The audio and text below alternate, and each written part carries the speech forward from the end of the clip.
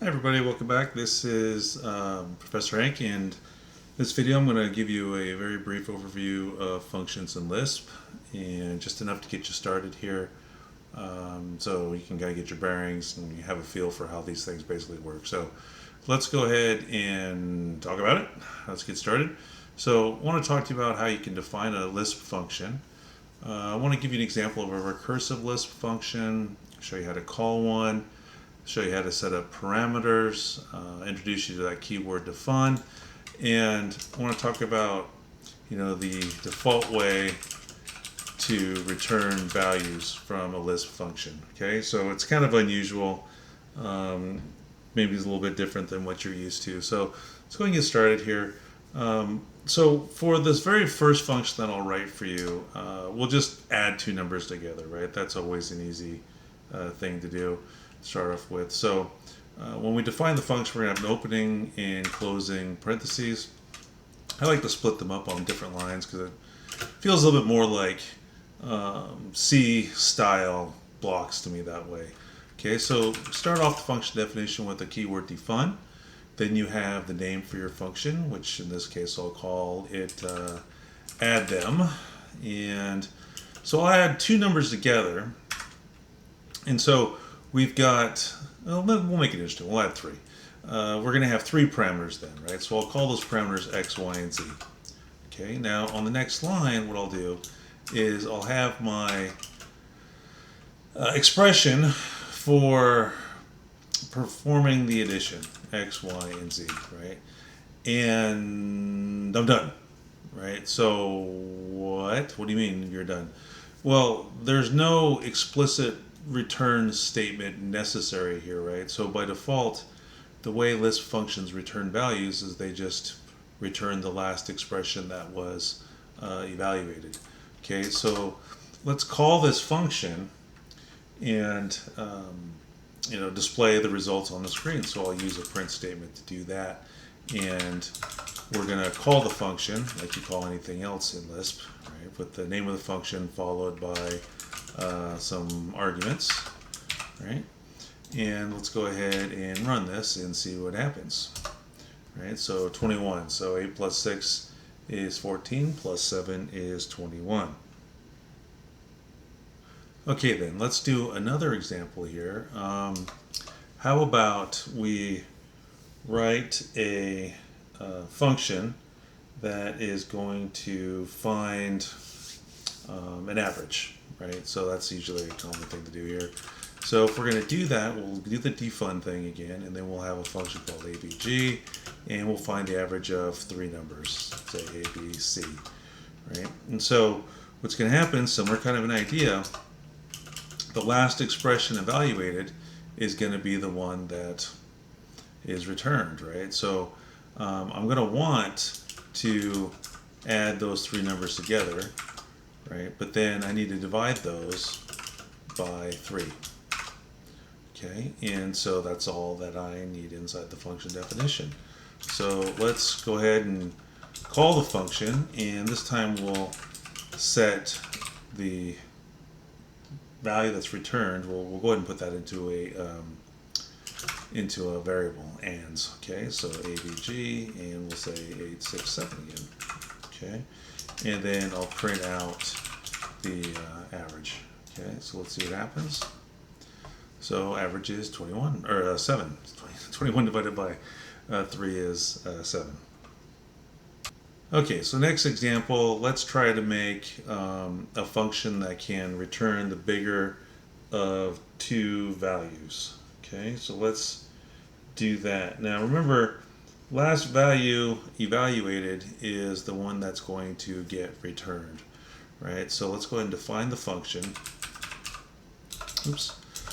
Define, I'll call this bigger, and we'll have a parameter list of x and y. Okay, so I'm going to need to have myself an if statement, right? So we'll say if bigger x, y, then we'll go ahead and evaluate to one value, otherwise we'll evaluate to another. So here's the thing though, right? It has to evaluate an expression. So what I'll do is I'll add x and 0 together, right? To have that evaluation happen, so that way I'll have something returned, right? Now, remember with if statements, you can have an if-else to where if the thing is true, if x is greater than y, then we'll execute this immediate statement right here, this immediate expression right here. Otherwise, we can evaluate another one, right? So in this case, we'll add y and 0 together. So if this is going to be true right here, then we'll get this out, which will just be x, because x plus 0 is x, or we'll get this one out right here. So let's go ahead and give that a try and see what happens. So I'll just print it straight away. So print bigger 3, 9, right? So I should see what, 9 on the screen, so let's try it. Right, so there's your 9. Cool, so let's try another one here. We'll go ahead and we'll give a shot at something recursive. So in addition to recursion, how about we do something with lists too? So we'll combine the two. We'll do something recursive with lists, and how about we print the lists backwards? We'll print one list backwards, right? So in order to do that, we're going to need, since we're going to be working with lists, let's bring car in here, let's bring cutter in here. Let's also bring in the null predicate. That's going to help us out with our base case, because we can't print anything if the list is empty, right? That'll end our recursion when we no longer have anything left in the list. And then we'll bring in the logical operator here. So the idea is basically going to be like this. Our base case is going to be an empty list. So the list is empty, we're done. Okay, but if it's not, then what we'll do is we'll print the rest of the list, and then we'll print the beginning of the list, the first item in the list, right? So let's do it. So we'll call this function rev list. Have a single parameter because one list. Okay. Now here's the thing. I'm going to need to use two if statements to make this thing work, right? Two if statements. So let me throw them in here. We're going to say if what, right? If something, then something. So what's the something? So if not null what? If not null A, right? So if the list we passed is not null, then what are we going to do? We're going to call ourselves, we're going to recursively print ourselves backwards, but what are we going to print? What are we going to pass? We're going to pass the rest of the list. So that's where cutter comes in. Okay, so if the list is not null, first print the rest of the list, recursively in reverse order. But if that's not true, then we'll go ahead and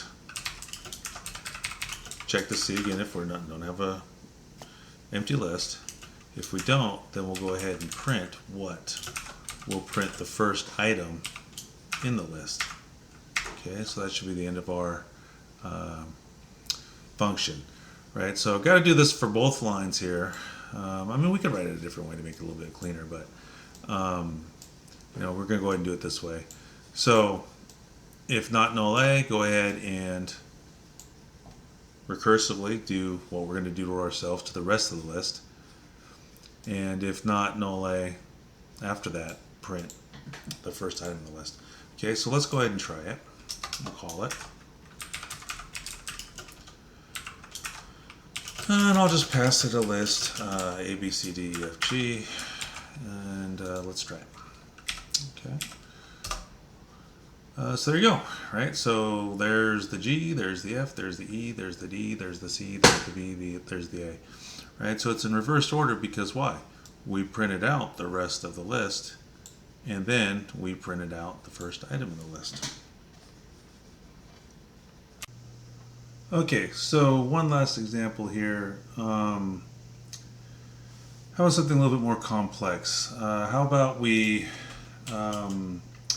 function that counts the number of lists in a list, no matter how deeply nested they are. Right? So what I mean by that is, let's say that I've got, I'll create a list here.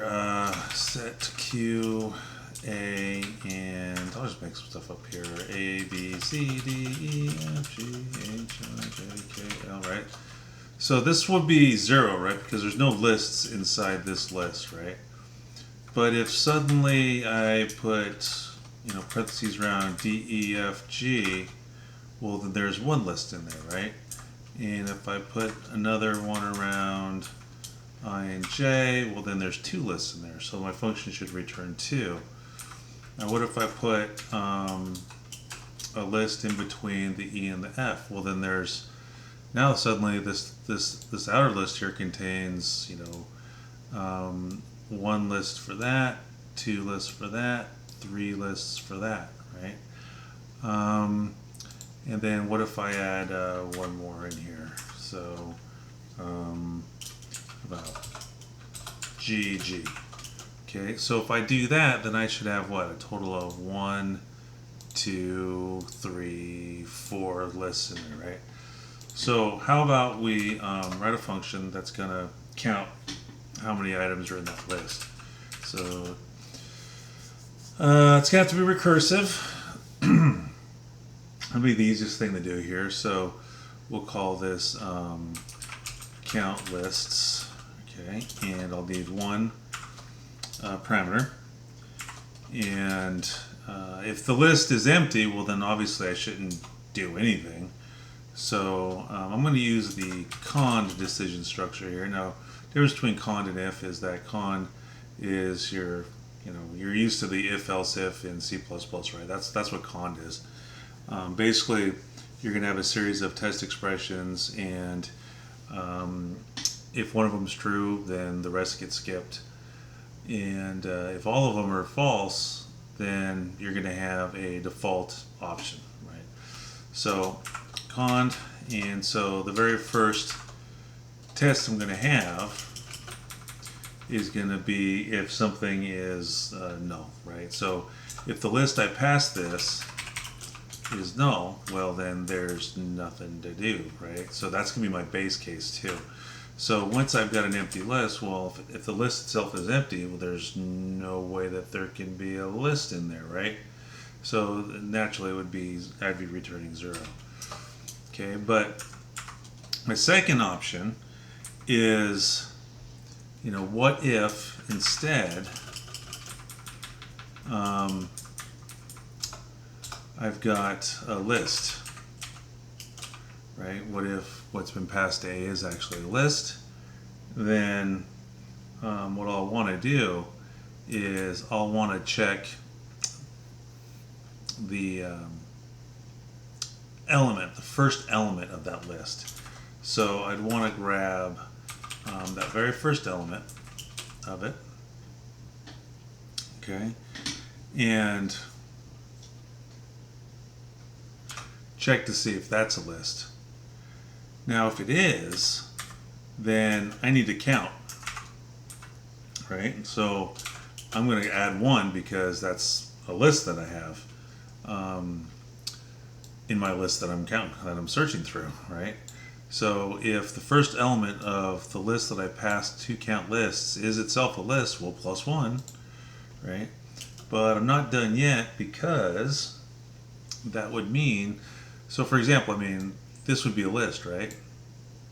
So I'd be +1ing for that, but then I'd need to start searching the contents of that list for more lists, right? So I will do that. So what I'll do is I'll say, all right, well, then let's go ahead and count lists in that list, okay? So let me scroll over here a little bit. So I'm going to do that. Let me make sure that my parentheses are all lined up here. Okay. And let me make this just a little bit bigger here while we write this. Okay, so if, let me just summarize again because it's a little complex here because it's recursive.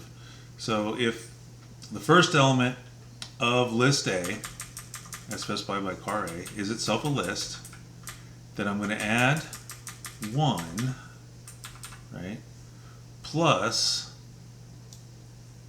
a count of however many lists are in that element, which is a list, right? Whatever's in this list right here. I'm going to count how many lists are in there. But in addition, I'm going to have to count everything that is remaining in A, right? So cutter A, right?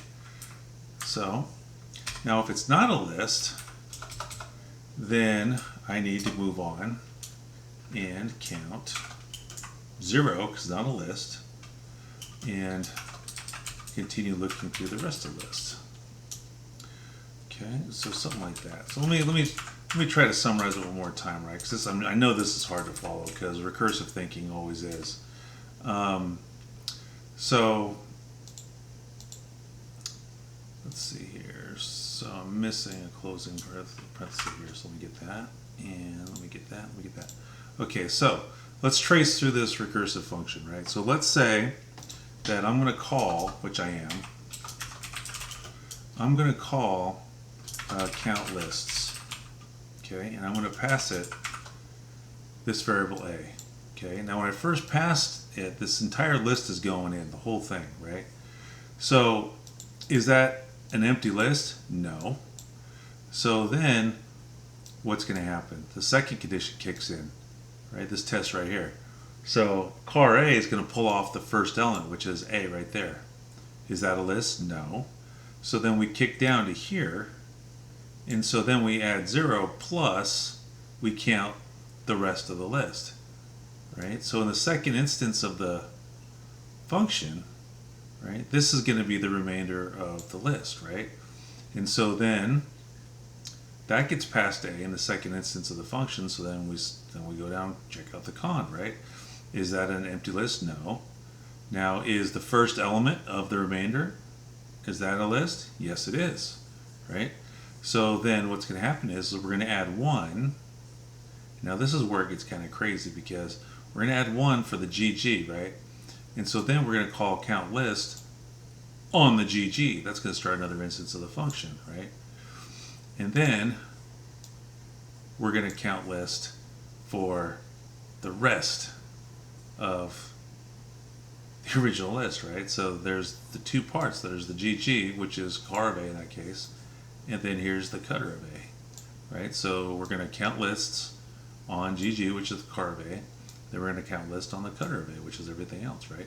And so it just keeps doing that over and over and over again.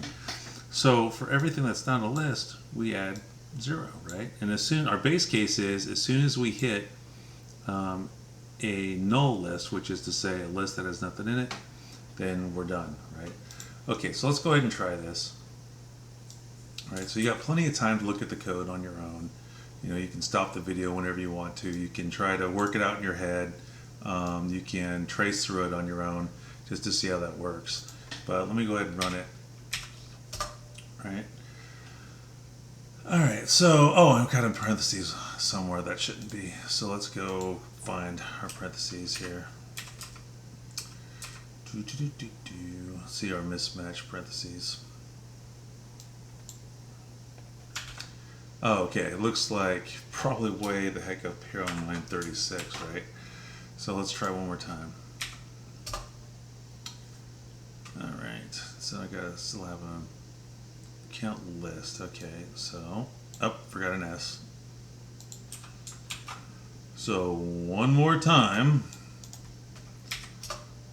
Okay, cool. So let's check. So it says 4, right? So this is the result of this last call right here on line 46. So how many lists do we have inside of our list? Well, here's 1, right? GG is a list. Here's 2, right? D through G. But also 1, 2, 3. So that's 3. And then there's the IJ. So there's 4. Okay, so let me bring this back up. Looks like it works. Looks like it's good. I think that's that's good to go. So let me just show you the code all in one place again, just so you can pause it, take a look at it if you want to, and I'll clean it up a little bit.